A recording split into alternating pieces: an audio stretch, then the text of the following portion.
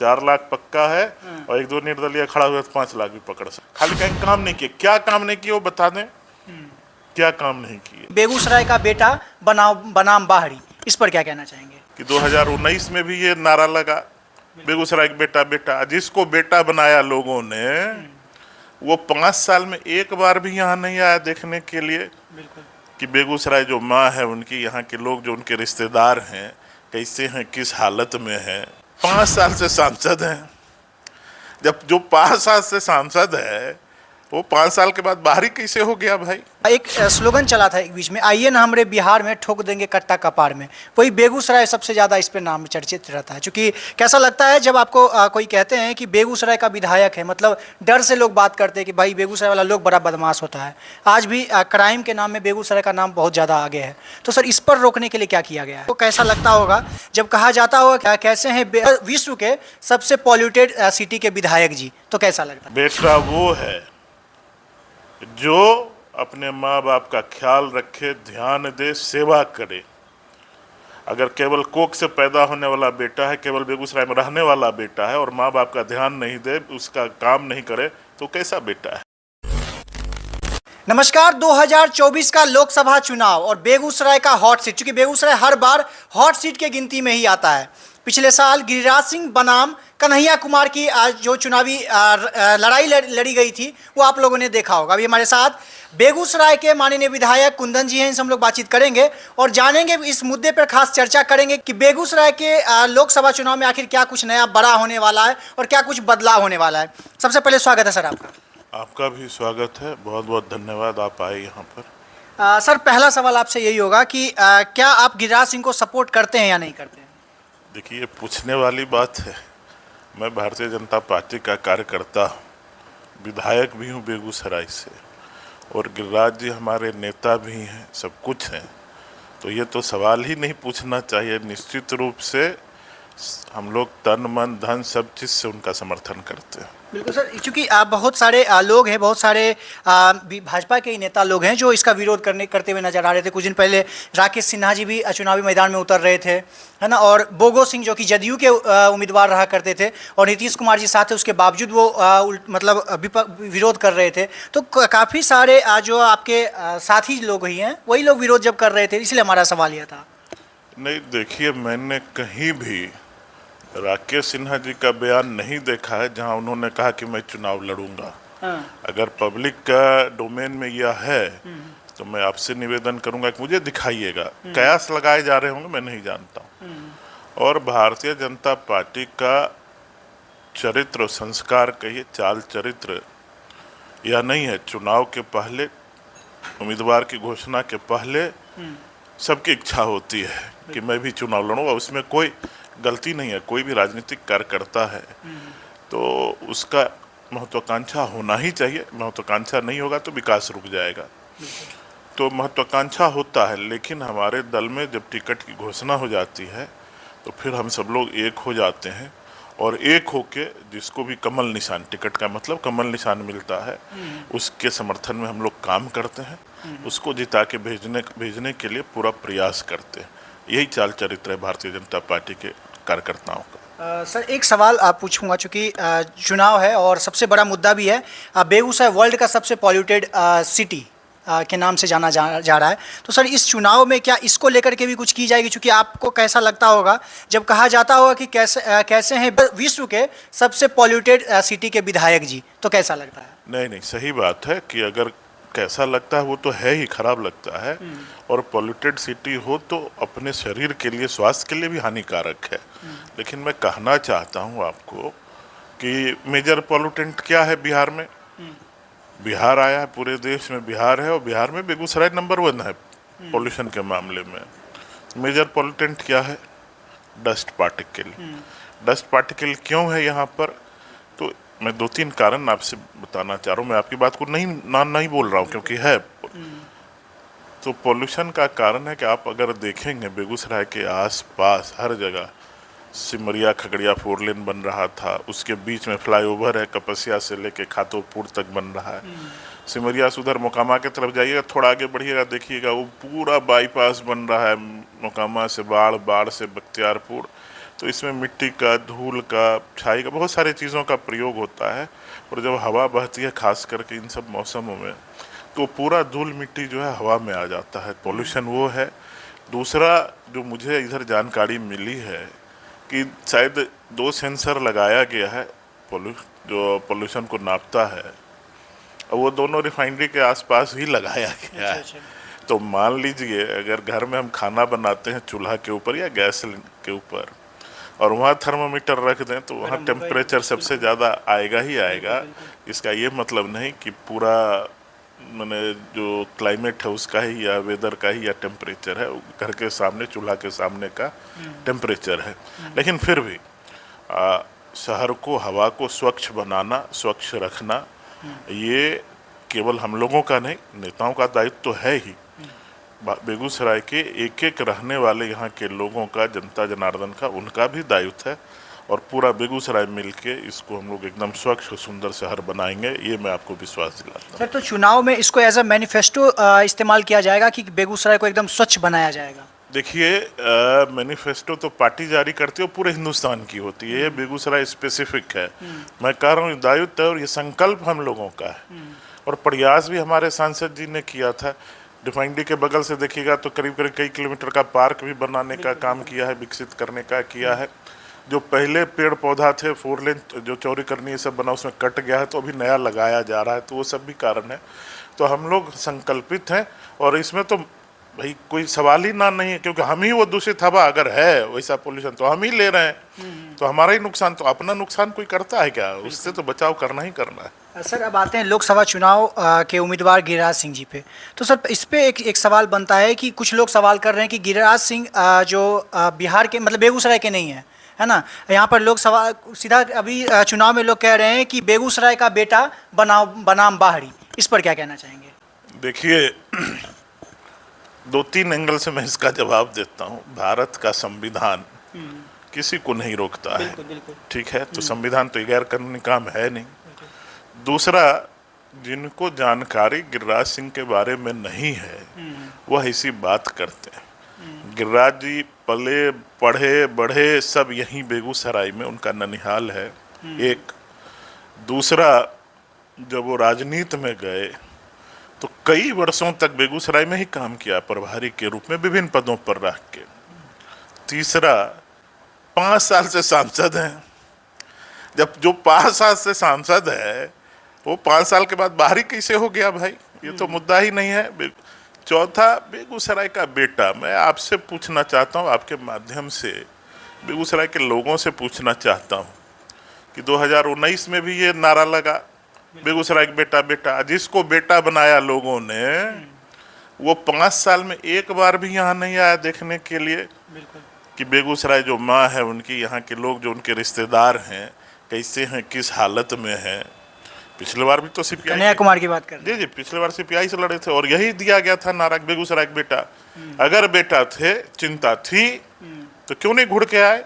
अरे उनको भी तो लगभग 2.5-3 लाख लोगों ने वोट दिया ना। तो मिलने आते, पूछने आते, बहन बेटा है, तो हार गए तो आए नहीं। और चुनाव लड़ने के पहले भी कितना दिन रहे थे बेगूसराय में। तो ये सब बकवास है। हमारे प्रधानमंत्री जी बनारस से लड़ते हैं। सर, इसी पे एक सवाल और रहेगा। सीपीआई के कैंडिडेट कन्हैया कुमार भी थे और बेगूसराय का बेटा कह रहे थे, और इस बार अवधेश राय जी भी हैं जो खुद को बेगूसराय का बेटा ही, कहीं पे भी उनका जब रैली चलता है या कहीं पे भी उनका स्पीच चलता है तो अपने आप को बेगूसराय का बेटा वो कहते हैं, और हर एक जब भी कुछ भी स्पीच देना होता है तो इसको जरूर मेंशन करते हैं।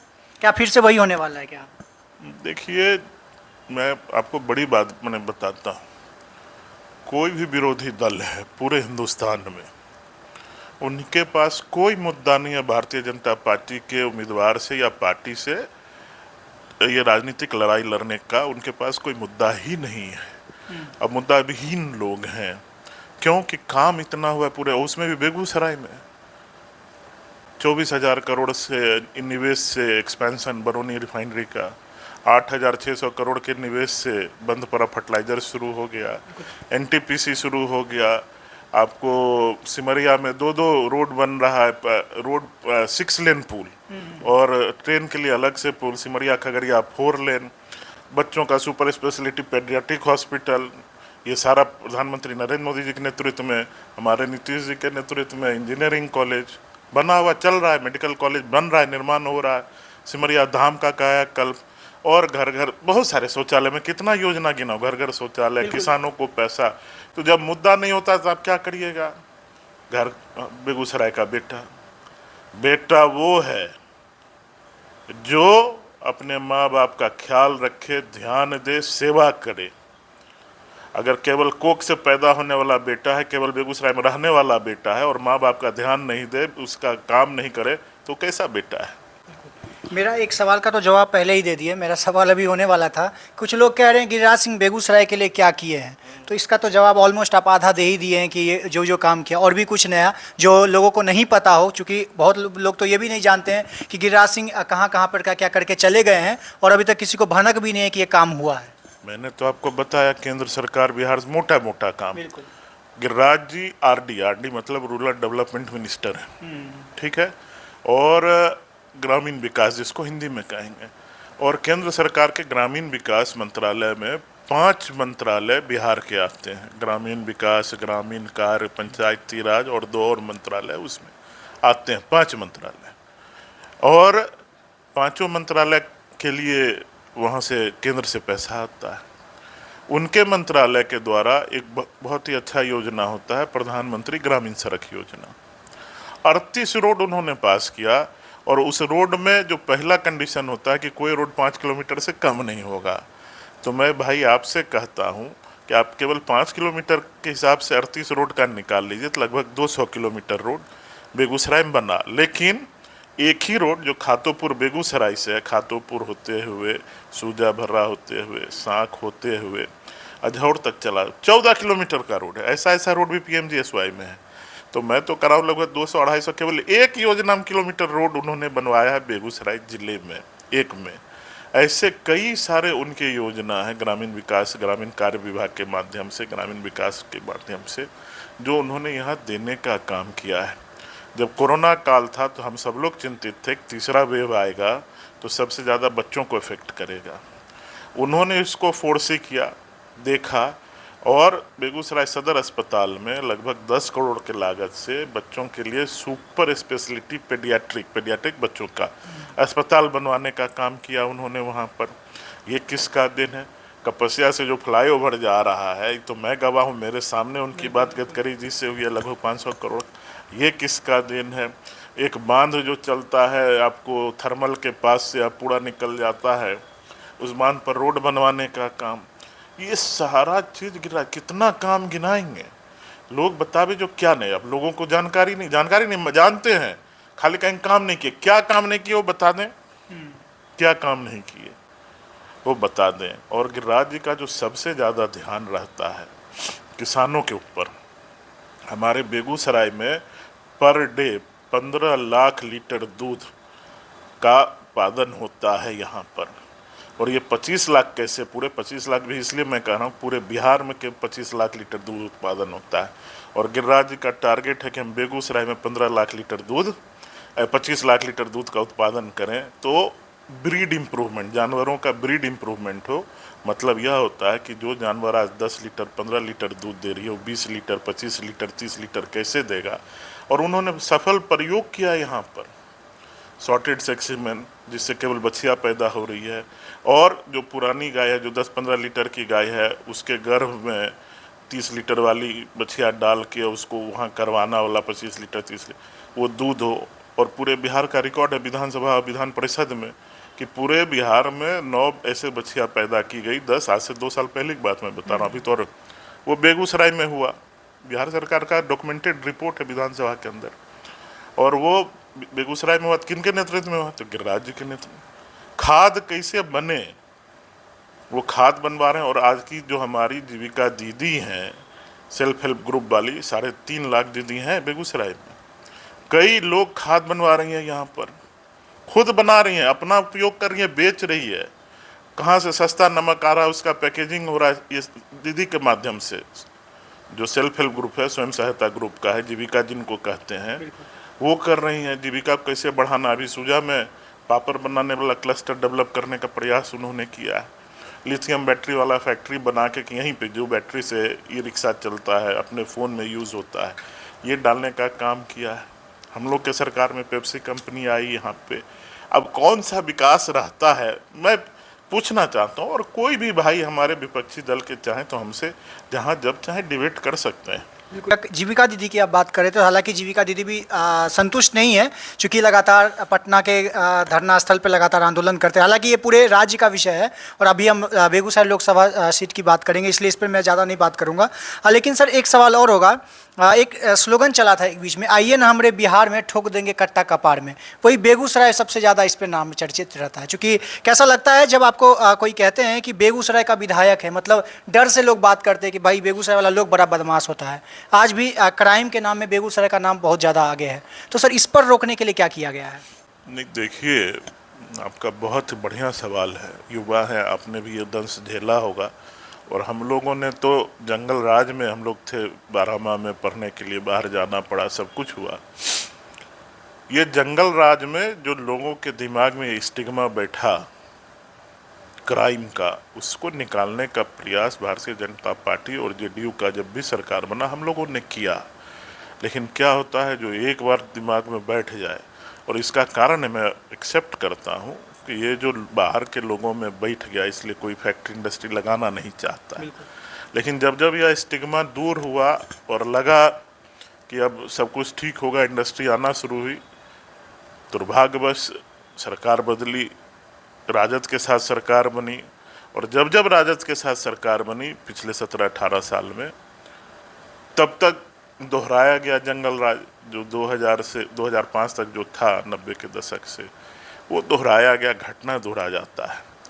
तो होता क्या है कि जब भारतीय जनता पार्टी की सरकार बनती है जदयू के साथ, तो ऐसे असामाजिक तत्व, क्रिमिनल माइंडेड लोग, उनको मैसेज चला जाता है कि भाई अब हम बक्से नहीं जाएंगे, भाग जाते हैं। लेकिन जो राजद सरकार में आती है उनको लगता है कि भाई ये तो अपने परिवार का सरकार बना है, कुछ भी करके हम निकल जाएंगे। तो घटना मतलब आप सीधा टारगेट आरजेडी पे चले जाने के, आरजेडी के सरकार में ऐसा देखिए होता है। होता ही है। आप, हम तो कहेंगे तो आप तो बड़े युवा है, अच्छे हैं, डेटा आपके पास होगा, तो आप निकाल के देखिए कि जब जब जेडीयू और भाजपा की रही तब क्या घटना घटा, कितना क्राइम हुआ, और जब ये लोग आए तो कितना है। तुलना, एकदम फर्क आपको साफ दिख जाएगा। तो क्या होता है कि एक दिन में तो बटन ये है नहीं स्विच ऑन स्विच ऑफ करेंगे। सरकार आई, 1.5 साल रही, 1.25-2 साल, जो लोग क्राइम में चले गए, करने लगे, तो अचानक एक दिन में गायब होते नहीं हैं, तो उसका इफेक्ट रहता है। लेकिन हम लोग कंट्रोल कर रहे हैं, क्राइम फ्री स्टेट बनाएंगे हम लोग। और 25 ज़्यादा दूर नहीं है, 25 आने वाला है। 24 में तो मुझे जितना उम्मीद है कि बिहार की जनता पूरा अपना आशीर्वाद मोदी जी को देगी, बेगूसराय से गिरिराज जी को देगी। और 25 में भी जब हम लोग सरकार बनाएंगे तो हम लोग का पहला एजेंडा होगा क्राइम फ्री स्टेट। चलिए सर, आखिर में आखिरी सवाल, बहुत लंबा समय भी हो गया सर, एक आखिरी सवाल यही होगा कि सर भाजपा, चूंकि एनडीए, पूरा एनडीए गठबंधन बनाम इंडी अलायंस है ना, तो इस दोनों में टक्कर होगी या तीसरा कोई आता है तो बीजेपी का वोट बैंक पे दिक्कत होती है? चूंकि एक तीसरा कोई भी आता है, अगर बोगो सिंह का नाम चर्चित है, चल रहा है कि बोगो सिंह बीच में आ सकते हैं, है ना, चूंकि तब गिरिराज सिंह का वोट कटेगा या महागठबंधन के वोट पर इफेक्ट पड़ेगा? चूंकि लगातार मैंने लोगों से बातचीत कर रहा हूँ तो लोगों का कहना है कि अगर इन दोनों के बीच में टक्कर होती है और अगर कोई तीसरा इस अंदर में चुनाव में उतरता है तो भाजपा को ही नुकसान होगा, भाजपा का सीट वो काट के, मतलब वोट काट के ले जाएंगे। आपके सवाल में 2 सवाल है। इंडी गठबंधन तो रहा नहीं पूरे हिंदुस्तान में, सारे लोग उनको छोड़ के चले गए। और जो 2-4 दल बचे उसमें नेता ही नहीं रहा, सारे नेता कांग्रेस पार्टी को छोड़ दिए। तब गठबंधन में है क्या? इंडी गठबंधन की शुरुआत हमारे आदरणीय मुख्यमंत्री नीतीश जी ने किया और सबसे पहले वही छोड़ दिए। सारे दल छोड़ गए, ममता जी भी नहीं है उनके साथ, ममता बनर्जी दीदी भी नहीं है उनके साथ, कोई नहीं है उनके साथ। और जो 2-3 दल बचे हैं उनके नेता सब उनको छोड़ के एनडीए में चले आए, तो इंडी गठबंधन है नहीं। भारतीय जनता पार्टी में पिछले चुनाव 19 में आपको ले जाता हूँ, उस समय भी 3 उम्मीदवार थे। सीपीआई से कन्हैया कुमार लड़े थे, आरजेडी से तनवीर हसन जी लड़े थे, उस समय भी 3 थे। क्या रिजल्ट हुआ? गिरिराज जी 4.5 लाख, लगभग 4 लाख वोट से जीते। तो हम लोग तो इंतजार में है कि कोई तीसरा भी आ जाए, फिर मार्जिन बढ़ जाएगा। मैं आपको बता रहा हूं, इस बार कितने लाख वोट से? मुझे लगता है कि पिछले बार से थोड़ा ज़्यादा ही वोट से हम जीतेंगे, कम एक भी नहीं होगा, ये मैं आपको विश्वास दिलाता 5 लाख जाएगा क्या? हूं। अगर एक दो निर्दलीय खड़ा हो जाए 5 लाख भी जा सकता है, हम बता रहे हैं, नहीं तो 4 लाख तो पक्के है। 4 लाख पक्का है? 4 लाख पक्का है, और एक दो निर्दलीय खड़ा हुआ तो 5 लाख भी पकड़ सकते हैं, ये मेरी बात को आप मानिएगा। चलिए बहुत बहुत धन्यवाद। देखिए जो बेगूसराय लोकसभा चुनाव को लेकर के जो भी सवाल था हमने इनसे पूछने का प्रयास किया, हालांकि कुछ कुछ सवाल पे इनको लगा होगा हमने इनका विरोध भी कर रहे हैं, लेकिन हमारा मतलब चूंकि लोगों से जो सवाल उठ रहे हैं, लगातार लोग सवाल कर रहे हैं कि आखिर बेगूसराय में हुआ क्या है, क्या काम गिरिराज सिंह ने किया है जो हम उनको वोट देंगे। तो हमने उस पर भी प्रश्न किया, और बेगूसराय में बढ़ते क्राइम को लेकर के और जो पॉल्यूशन हमारे पूरे बेगूसराय में सबसे ज़्यादा है उसको लेकर के भी हमने सवाल किया। बाकी इस वीडियो को देखने के बाद आप क्या सोचते हैं, प्रतिक्रिया कमेंट बॉक्स में जरूर बताइएगा, और अगर कुछ आपके मन में और भी सवाल हो तो प्रयास करेंगे हम फिर से इनसे एक बार आकर के मुलाकात करें और इनसे बातचीत करने का प्रयास करें। अभी चाहूँगा इजाज़त, बहुत बहुत धन्यवाद।